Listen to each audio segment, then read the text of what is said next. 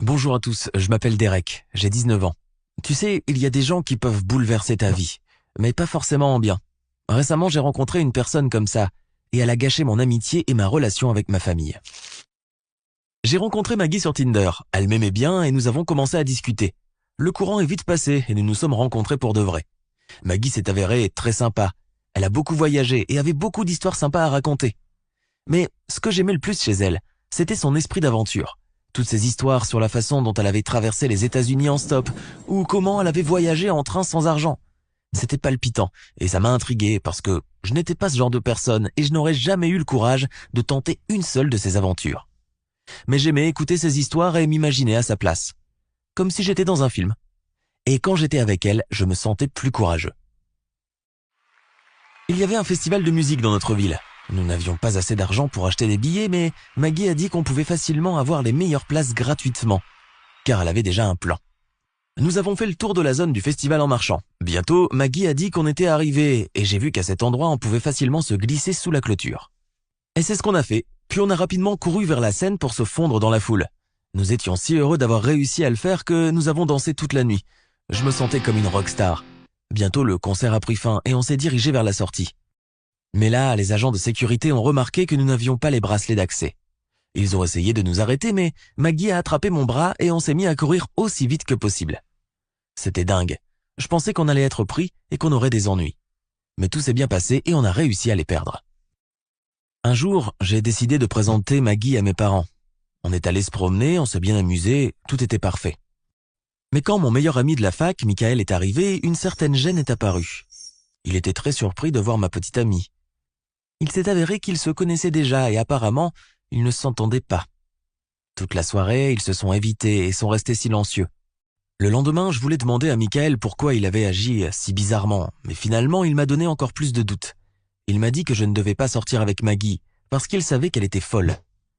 Ça m'a mis en colère, et je lui ai demandé pourquoi il pensait ça, mais Michael a calmement répondu qu'il ne voulait pas se disputer, que bien sûr la décision finale m'appartenait, mais qu'il valait mieux que je le croie sur parole. Tout ça était très étrange. Il me cachait manifestement quelque chose. Mais je ne voulais pas non plus me disputer et nous avons changé de sujet. Avec Maggie, on a donc continué à se fréquenter et notre relation est devenue sérieuse. J'en étais très heureux et bientôt mes parents se sont intéressés à ma petite amie et ont voulu la rencontrer. Je n'étais pas contre. Après tout, une présentation à mes parents était l'étape suivante logique d'une relation sérieuse. Mais je dois dire que ça m'a beaucoup inquiété. Je voulais que mes parents l'aiment. J'ai donc invité Maggie chez nous pour le dîner. Nous avons eu une conversation agréable et avons discuté de nombreux sujets différents. Mes parents s'intéressaient à la façon dont on s'était rencontrés, à la façon dont on passait notre temps ensemble, etc. Mais ensuite, ils ont commencé à poser des questions sur la famille de Maggie et ça m'a un peu inquiété. Ce n'était pas le meilleur sujet à aborder. Maggie avait une très mauvaise relation avec ses parents.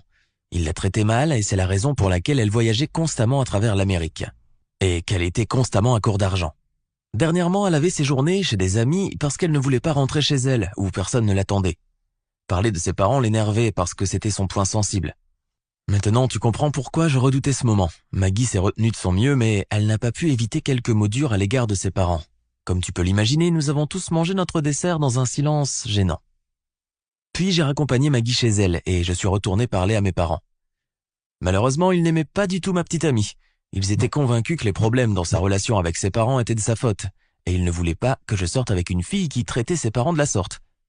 Ça m'a mis très en colère sur le moment. J'ai défendu Maggie, et je me suis fâché contre mes parents. Pourquoi disaient-ils tout ça? Ils ne connaissaient pas toute la vérité pour autant que je sache. Ça m'a énervé que tout le monde traite ma petite amie si mal. D'abord mon meilleur ami, ensuite mes parents, c'en était trop.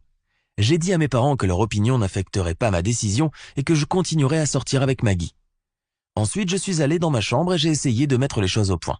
À ce moment-là, je me suis vraiment senti comme Maggie. C'était comme si le monde entier était contre moi et que personne ne me comprenait, mais j'ai continué à me battre. J'ai refusé que mes parents gâchent notre relation, alors nous avons continué à nous voir.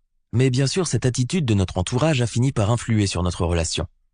Pour la première fois, j'ai vu Maggie triste. Je l'ai comprise. Tous les gens qu'elle rencontrait lui tournaient le dos, et elle ne le méritait pas. Mais bientôt, j'ai trouvé un moyen de la ramener à la vie.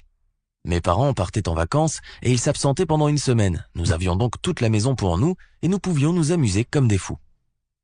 Au bout de quelques jours, le moral de Maggie s'est amélioré et elle avait de nouveau cet esprit d'aventure qui m'avait tant plu au début.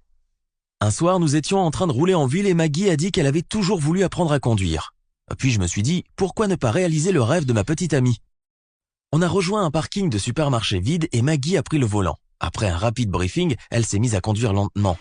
Elle a fait tranquillement le tour du parking, tout se passait bien. Mais quand je lui ai dit de s'arrêter, elle s'est trompée de pédale et elle a appuyé à fond sur l'accélérateur. La voiture a fait une embardée. J'ai paniqué, j'ai crié pour qu'elle s'arrête et j'ai attrapé le volant. J'ai fait faire un virage serré à la voiture. Nous avons heurté un poteau et les airbags se sont déclenchés. Puis j'ai commencé à m'inquiéter pour Maggie. Mais elle est sortie de la voiture et s'est mise à rire. Je ne comprenais pas ce qu'il y avait de si drôle. Mes parents allaient me tuer pour avoir abîmé leur voiture. C'est ça qui la faisait rire? Elle a dit que mes parents ne l'aimaient pas et qu'elle avait démoli leur voiture, ce qui était très ironique. C'en était trop. J'ai commencé à lui crier dessus et à m'énerver. Et j'ai dit que mon meilleur ami avait raison, que Maggie était vraiment folle. Puis elle m'a demandé si je voulais savoir la vérité sur lui. Ça m'a troublé, alors j'ai arrêté de crier pendant une seconde. Elle m'a dit que tout le monde pensait qu'elle était folle, mais que personne ne voulait dire la vérité. Mon ami était mal à l'aise avec elle parce qu'ils avaient eu une relation il y a quelques années. Michael était un type absolument toxique et il maltraitait Maggie. Il était constamment jaloux d'elle et essayait de lui imposer des limites. Ils avaient fini par se disputer et Michael s'était montré violent avec elle. Puis elle m'a posé une question. Qui était vraiment fou dans ce monde? Elle ou les gens qui la traitaient de folle, comme ses parents, les miens et Michael? Ça m'a frappé et je me suis calmé. Il y avait du vrai dans ce qu'elle disait. L'adrénaline était toujours présente après l'accident et j'ai décidé d'aller voir Michael et de lui dire ce que je pensais de lui. Personne n'avait le droit de traiter ma petite amie comme ça. Nous nous sommes disputés juste devant sa maison. Il a essayé de se justifier, mais je ne l'ai pas cru. C'était un menteur et il méritait plus que quelques mots bien sentis. Apparemment, notre amitié était terminée. Mais j'avais toujours un énorme problème. J'avais bousillé la voiture de mes parents et je ne savais pas quoi faire. Je suis retourné auprès de Maggie pour élaborer un plan. Mais elle m'a fait la plus grande surprise de toutes. Tout ça faisait partie de son stratagème. Elle voulait se venger de mes parents pour avoir dit du mal d'elle. Et quand je lui avais dit ce que mon ami pensait d'elle, elle avait décidé de le punir aussi. Et elle avait totalement inventé cette histoire à son sujet.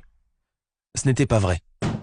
Elle me laissait en plan avec un tas de problèmes. Mon amitié était maintenant gâchée et mes parents allaient être furieux pour la voiture.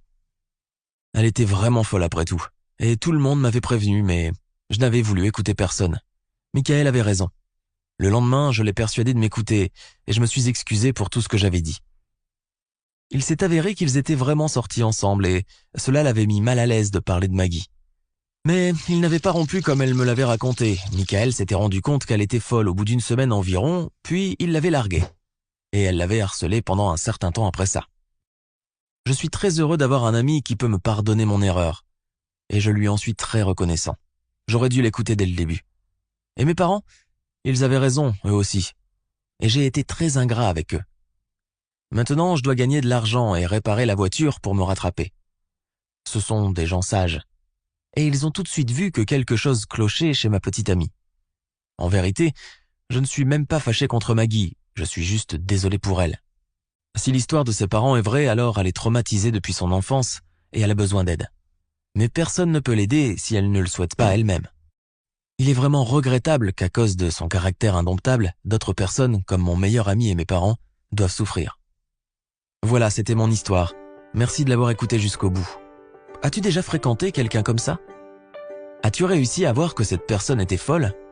Raconte ton histoire dans les commentaires et n'oublie pas de partager cette vidéo avec tes amis.